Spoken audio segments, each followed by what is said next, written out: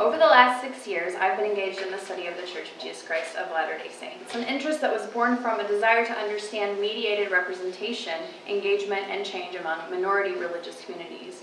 Early in my research, I realized that the study of religious change, or really most any kind of social change, in today's world necessarily involves the study of digital media. The Mormon Church provides a compelling context to examine the impact of digital communication on American religious life, as its structure, doctrines, and history explicitly showcase modernity's struggles with issues of privacy, identity, and authority, all of which are exacerbated by the open text of the internet. In my dissertation, I use on- and offline ethnographies to investigate how the institution, as well as members, mobilize digital media to promote ideologies and build communities. I specifically ask how features of the digital age, such as access to information, surveillance of online interactions, and perceived anonymity on the internet, contribute to shifting narratives about what it means to be Mormon today. Media have always played a defining role in Mormon identity. However, in the digital age, the logics of participation and policing of the online sphere provide new possibilities and constraints for the production of Mormon identities. Today, I do not want to use this opportunity to expound the details of my empirical research on what Mormonism looks like and feels like in the digital space, an area I know many in the room are already intimately familiar with, and many here are cultural producers in online spaces themselves. Suffice it to say for now that I began my data collection in 2012, when the LDS Church had not yet clarified, then unclarified, its stance on caffeine, when the I'm a Mormon campaign was new, when Mitt Romney was a candidate for president, Mormon feminists had not yet collectively worn pants to church as a mass action, nor publicly petitioned for tickets to the priesthood session of General Conference. The LDS Church had not yet used the word gay in an official church website title, and rumors were circulating of a mysterious online hit piece, or expose, depending on one's perspective, of John DeLynne's various online activities by one Gregory Smith. Since then, the institution and vernacular communities have engaged in a virtual dance in historic Mormon fashion: expand, then contract, concession, then retreat. With each movement, the Overton window of Mormon possibilities shifts, and these shifts threaten cohesion and institutional control in unprecedented ways. Today, I want to think together about the role of digital culture itself in modern Mormonism's possibilities by taking a brief detour through a general history of media technologies and society, then by considering how these palimpsests prefigure today's tensions between the institution and lived Mormonism. As Karl Marx has said, men make their own history, but they do not make it as they please. They make it under self-selected circumstances. They do not make it under self-selected circumstances, but under circumstances existing already, given and transmitted from the past. For 100 years, media scholars have studied the relationship between new communication technologies and society. To be a media scholar is to ask, with various contexts and subjectivities in mind, what impacts do modes of message sending or receiving have on social networks, social values, and ideologies? In both technologically and socially deterministic schools of thought, technologies are pulled into broad use and then push social institutions and practices in predictable directions, with more or less agency attributed to the technology or to its users. In the movement from one era to the next, structural constraints shaping religious identities also shift with changing economic and political conditions, conditions which make new media both possible and necessary. Media technologies are implicated in the push and pull of history, beginning with the earliest technology, the evolution of speech over 100,000 years ago. In early hunter-gatherer societies, human communication is oral, a first-order abstraction of signifier and signified. Social networks are constrained by the range of the human voice. Kinships and clanships define boundaries and borders, and egalitarian dynamics pervade, except where might equals right. In oral culture, the ability of the spoken word to forge alliances and secure resources leads to the understanding that words have power. Some words are sacred, some are forbidden. This is the start of communication with the unseen world through spells, incantations, and prayers. In an unpredictable and sometimes savage world, abstractions about deity become a necessary part of relating to the natural world. These abstractions are only possible because of the affordances of speech. In manuscript culture, particularly as logographic early writing moves to alphabetic in the Western world around 800 BC, writing becomes a kind of second-order abstraction, a movement from the abstract spoken word to the unmotivated written word. eminently limited access to tools of reading and writing mean that only things that matter are written down, and only the powerful can choose what matters. Writing creates hierarchies of power that enable broadened territorial boundaries, leading to nation building and an ideology that offers divine sanction to leaders in both secular and religious realms, justifying discrepancies in power and social class as the natural order. In manuscript cultures, concentration of power among the religious and political elites ensures that sacred texts develop and are canonized according to the demands of these interest groups, with no input from the common masses who lack literacy. It is writing that enables the institutionalization of religion and the maintenance of tradition. In the 15th century, European life was forever transformed by a revolution in communication technology, the advent of Johann Gutenberg's printing press. In 1436, he began his work on the press, publishing the Gutenberg Bible by 1454. In print culture, mass reproduction of newspapers enables the sophistication of ideologies of nationalism as imagined community. Mass printing of scientific, humanistic, and artistic texts catalyzes the Renaissance. The availability of the Bible in vernacular form both creates the impetus for and the possibility of the Protestant Reformation. And standardization of print enables the Industrial Revolution with its concomitant movements to city centers, destabilization of traditional authorities, and associated anime and malaise.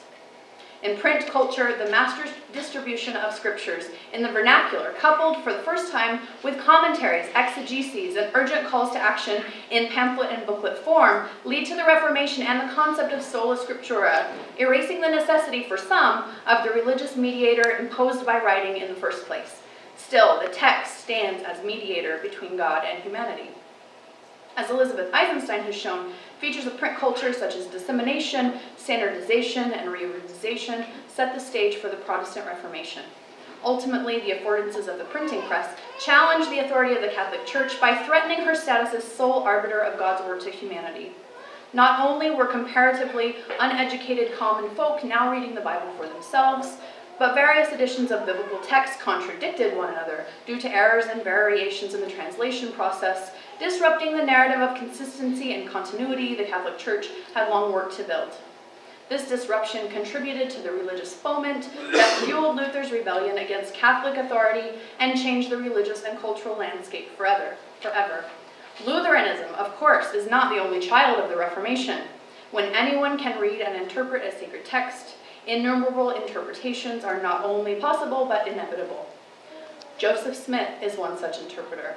Mormonism, one such Reformation child. That is to say, the print era is the birthplace of Mormonism. America in 1830 is a culture dominated by mass reproduction-enabled social structures. Nationalism, democracy, industrialization, capitalism. These forms of life are impossible without print, as are shifting ideas about the relationship between textual authority and personal revelation. Echoes of the origin of Mormonism in a print culture are seen in the emphasis on personal scriptural study, beginning with a challenge to read the Book of Mormon and see for yourself if it is true. The end of the 19th century brings an audio-visual revolution, and radio, cinema, and television in particular enable mass culture, mass audiences, and mass consumption. In America, the upper middle class becomes socially hegemonic through mediated representations. As Neil Postman famously observes in his book, Amusing Ourselves to Death, the televisual medium would reshape every other sphere with which it engaged. By using the methods of entertainment, TV would trivialize all other social institutions, from politics to education to journalism and, yes, religion. With the advent of photography, radio, cinema, and later television, audio-visual culture sees the start of commodified religion, the marketplace of American religion. It also enables, in ways that mere print could not, communities of affinity and practice beyond the local village or industrial center. Audio-visual media connect disparate regions and create, in Mormonism, the idea of a global church. Even though international missionary efforts are nearly as old as the church itself, seeing and hearing members around the globe reimagines Mormon community and, just as importantly, enculturates diverse audiences into a decidedly American religion.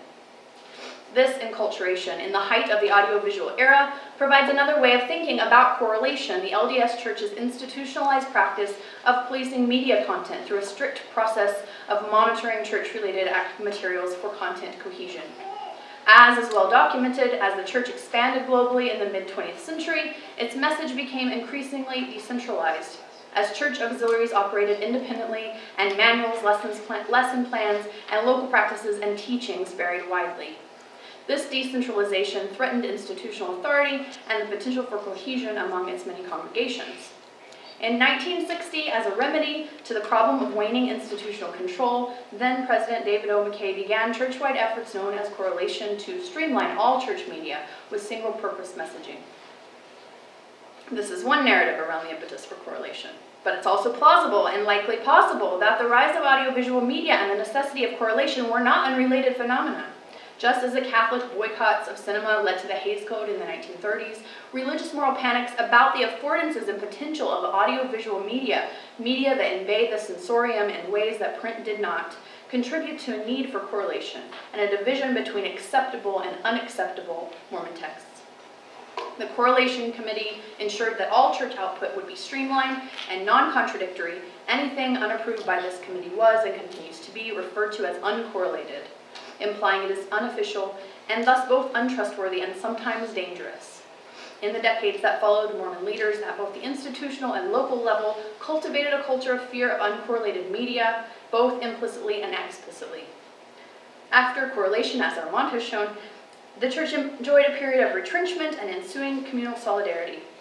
In his discussion of nationalism as a magic community, Benedict Anderson notes the early days of European capitalism saw the standardization of print media, which led to a homogenization of culture over dispersed geographic regions. By reading the same newspaper, individuals who never would have known one another could imagine themselves unified, wholly important things in common. This media-induced homogenization parallels the years of strict LDS media correlation prior to the internet. Official handbooks, teaching manuals, magazines, pamphlets, and videos ensured that Mormons across the globe were exposed to the same messages, often at the same times. Simultaneously, faithful Mormons avoided non-church approved publications at the behest of their leaders for fear of confronting anti-Mormon literature. Despite geographic particularities or cultural disparities, imagined Mormon community meant that belonging to the same church was quite easily mistaken for homogeneity of belief and practice. Correlation also meant that in some important ways, the Mormon institution evaded much of the personalization and commodification other Christian groups experienced. The digital age begins in the 1990s, and questions about the effects of computer network communication on religion are as old as the technologies. As with any new technology, scholars are preoccupied with the implications of the internet and digital media on ethical and moral questions, asking, for example, how the decentralization of authority and disembodied practice online might contribute to spiritual malaise, a rather classic moral panic approach to new technology, or on the other hand, how the internet might democratize and stabilize religious community, a techno-utopian perspective. Recently, research in religion and the internet explores the ways in which online religion discourse and interaction build on or diverge from their offline counterparts. Helen has made a case for studying religious exchange online as lived religion, an extension of our social world, rather than a mere tool for communicating or gathering information.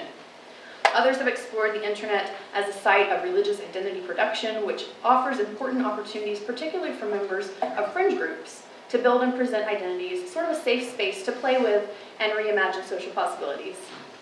Today, the open text of Web 2.0 interfaces that allow social media dialogue and user-generated content, while threatening institutional control, create opportunities for new negotiations of what it means to be Mormon. The affordances of internet culture, a culture in which social relationships and texts are open for both access and surveillance, have increased voiced and visible heterodoxy, which in turn challenge the authority structure of the church. In turn, the institution has subtly altered, emerging in positions on various issues of social concern, including women's roles, race and history, and LGBT issues, enabling discourses of reimagined Mormon community among the heterodox. Today's internet-enabled reformation is indeed happening across cultures, across religious boundaries, and throughout the globe. It is a cultural shift in the way religious practitioners think about authority, doctrine, community, and belonging, and the consequences of these shifts are altering the structures of powerful religious institutions. This shift could be understood as a crisis of identity in late modernity, as religious identities become decentered from their traditional roots and ultimately fragmented. Community online may be both the poison and the cure, offering a negotiated identity and reimagined community to those that it uproots. Envisioned by print and audiovisual cultures, LDS imagined community as an idea of homogeneity and cohesion worldwide is now debunked by internet communication. The church still attempts to correlate its message with its own sophisticated appropriation of the internet, born from its proselytizing emphasis coupled with its need to connect with an increasingly global membership. From public relations campaigns, search engine optimization, advanced market research, interactive church websites with user-generated content, and chat with a missionary feature on Mormon.org, and its ubiquitous presence on social networking sites such as Facebook and Twitter, the institution has invested millions of dollars in staying up to date with current new media technologies. But the open text of the internet and the social practices that develop around them are beyond correlation, and so the church must adapt its emerging positions, an adaptation seen in the release of gospel topic essays, in the creation of the Mormons and Gays website, in expanded roles for women, and in the increasing delegation of both public relations and internal communications to the online LDS newsroom. Simultaneously, Mormon vernacular communities recreate, subvert, and negotiate LDS social structures, creating disjointed and disorganized interpretive communities of their own, communities that function as disembodied churches in their own right. The role of the internet in modern Mormon identities offers a useful model for considering how traditional authority structures shift as a response to narrative discontinuity on the internet, and how people make sense of identity narratives in a digital, increasingly decentralized world.